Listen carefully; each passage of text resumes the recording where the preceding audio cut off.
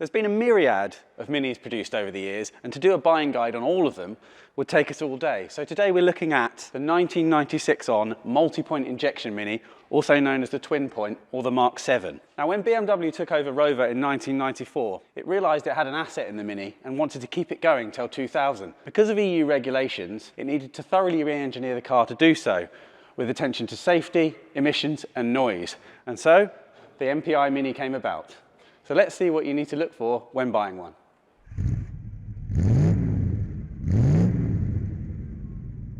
But first, our friends at Lancaster Insurance are running monthly giveaways. You can win all sorts, from experience days to tools, restaurant vouchers and tech. So check the video description for full details and to enter.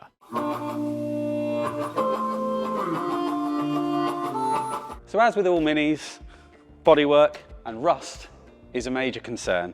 And to be honest, the later Mk7 Minis were probably the worst of the lot, because Rover, well, the quality control wasn't that high by the end, and paint was a bit of a luxury in certain areas. I remember a chap bringing in a last of the line 2000 car, and I sort of laughed at him and said, take it back and get them to paint the sills. So that's quite indicative of how these cars are.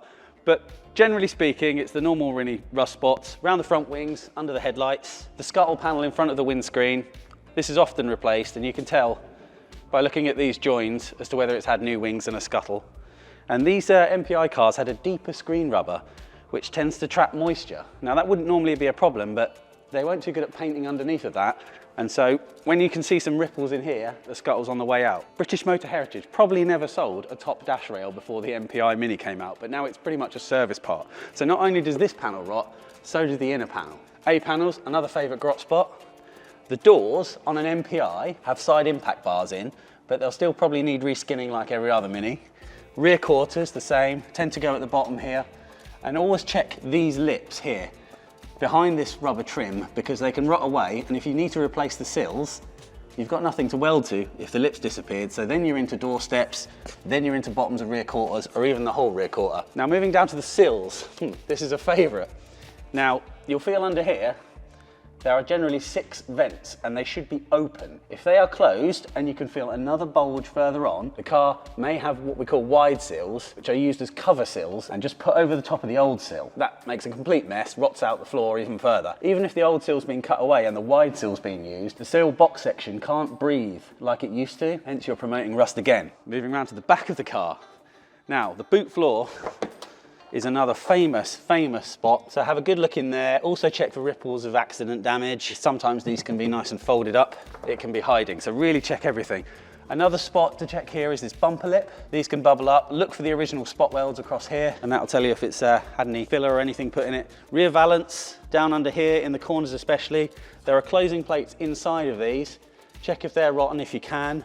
Have a good feel around the inner arches, check those. Lift up the carpet. It's a little bit harder on an MPI because it's a one-piece carpet, but have a good feel along here on the inner sill, just checking for no grot spots. You can more often than not get a hand down there to check it out. Just have a good feel underneath the rear seat base, in the corners especially, to just check the heel board hasn't any rot. The subframe mounts at the back here can go as well. You can't really check that when you're looking to buy the car, but you can feel inside and just see if there's anything bubbling up. The rear companion bins by the side of the seat on an MPI have the seatbelt pre-tensioners in and a special plastic cover. You're probably not going to be able to lift those up, but on an older Mini you'd want to be checking in the bottom of there just to see if there's any rot.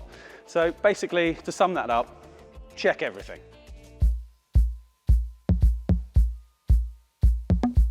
So moving on to the mechanicals. Now the MPI Mini, big revisions to the engine.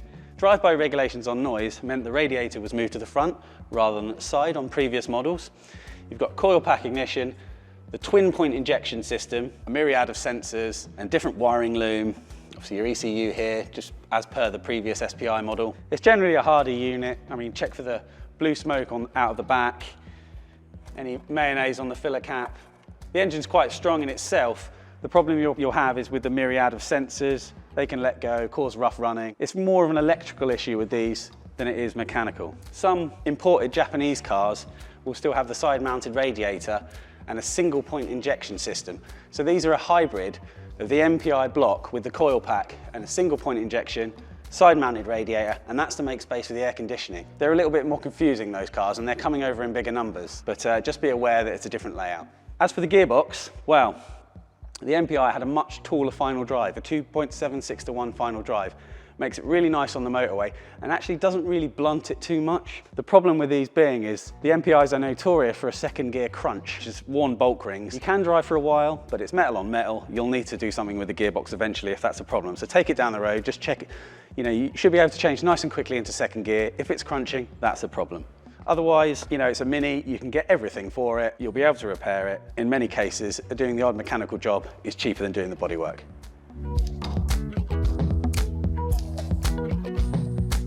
These cars have 8.4-inch discs up front, servo assisted, drums at the back, the same as earlier Minis, post 84, so no real issues there. In terms of suspension, you could get an £800 option called the Sports Pack.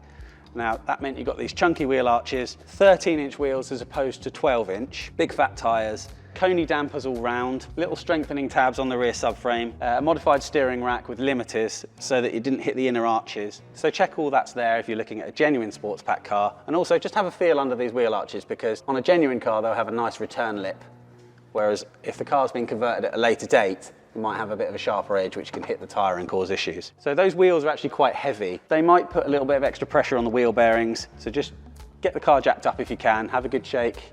Just check there's no play in the wheel bearings or the ball joints, and just check there's no play in the steering rack either. The rear radius arms can wear, as on all Minis. Again, if you get a chance, just jack it up, check there's no play there. But generally you can buy all the parts, that's not a problem. One thing to just look out for is the rubber springs that are fitted all around the car. Some of these cars will have been lowered with adjustable high-low trumpets, but if the car looks to be exceptionally low at the front, it may be that the rubber springs have collapsed. Now, they're only about £45, but you do need a special tool to fit them on the front, so just be aware of that. While you're poking about, have a good look at the subframes. The front one tends to get saved by air and engine oil, but the rear is a favourite Mini grot spot. Now, it's not the end of the world to change it, but it's not a 5-minute job, and if the bolts snap, things could be a lot more painful.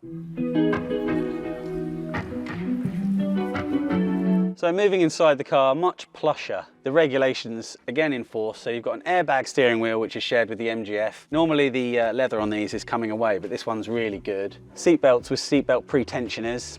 At the side impact bar doors, as I mentioned. Different windscreen which will say SRS at the top, and a bonded rear view mirror that you didn't have on the earlier Minis. You've also got a soft touch headlining, which can get really dirty, but is a lot easier to fit than the earlier vinyl type if you need to replace it. First thing to check on all of them really is the dashboard. The earlier cars generally had walnut, and if you see the sort of water damage at the bottom and then peeling, it's because the car's leaking through the windscreen. Could be because of a rotten scuttle, but it's collecting there, just making everything damp, not very nice. You can get the dash re-veneered, fairly easy, or pick up a new old stock item. In terms of trim, the 1.3i model was offered with Balmoral, which looks a bit like Burberry. And the Cooper came with what we call Monaco trim, which is this beige half leather. This one's a really nice condition, but they can get really dirty and they can sag a little bit here. Full leather was optional. There are various different options in the catalogue. So for a surf blue car, you could have surf blue seats, various options. In terms of electrics, you've got seatbelt pre-tensioner system and the airbags. Just check the SRS light on the dash goes out when you start it up. The MPI wiring loom is completely different to the earlier cars in that it's all plug and play with proper connectors rather than bullet connectors of the earlier Minis. But again, it can suffer from issues, so just check grounding points, things like that can cause big problems if there's rust. Other than that, a nice plush cabin, more sound deadening, one-piece carpet as opposed to the sort of fits where it touches original carpet. You can now buy these new if it's worn. Quite plush compared to a 1959, that's for sure.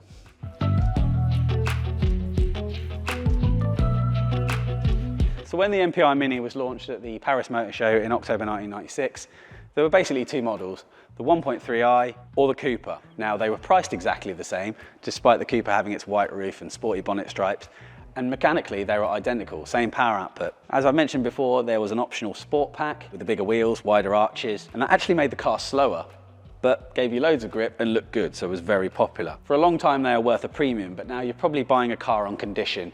Sport pack probably not adding too much of a premium like it used to, unless it's one of the last 500 cars the Cooper Sport 500, silver roof, silver bonnet stripes, black and silver leather. We'll have a numbered plaque in the glove box. Now they are really collectible. I've seen them go for £30,000 with low mileage. Generally though, a 1300i, and you might find one for £5,000. The base level is now closer to 10,000 for a nice car. 12, 13 will get you a really nice one. Special editions, a bit more. Anything that's been to John Cooper garages, especially the ones with 5-speed gearboxes, they will be worth more. They will carry a premium. Anything between £5,000 and £25,000, which sounds like a massive range, but that's indicative of the condition of these cars. A project is still going to cost you £2,000 to £3,000 now simply because the parts are worth a lot of money on their own. What would be my choice? I think I would probably go for a 12-inch wheel Cooper, or even perhaps a Paul Smith edition, which was based on the 1.3i but had custom paint, full leather interior, just lovely. But whichever model you buy, the MPI Mini combines that classic styling with a bit more usability. You can drive these on the motorway because of the tall diff. They're nice and reliable if they're well looked after. Just check for rust because they do go badly. Check carefully, buy yourself a good one, and just have miles and miles of smiles because these are great.